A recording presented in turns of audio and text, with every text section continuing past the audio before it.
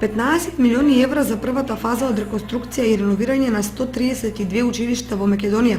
Сето ова го укажува силниот фокус на владата кон развој на образованието, инвестиции кои ќе значат подобрување на условите за изведување на наставата и за стекнување знаења и вештини од страна на учениците.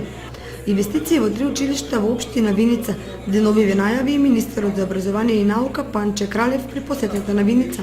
Купна инвестиција обезбедена од страна на Министерството за образование и наука во соработка со општина Виница, негде приближно 10 милиони денари, со кои ќе бидат опфатени 3 училишни објекти, ќе биде реконструирана физкултурната сала во село Градец, во подрачното училиште Славчо Стојменски. Овде во средното училиште Ванчо Прке, значи ќе бидат заменети подовите, а во подрачното училиште во Исти Бања, значи ќе бидат заменети прозорците, што ќе се обезбеди и подобра инсталација. Ова е дел од програмата на владата на Република Македонија за подобрување на училишната инфраструктура.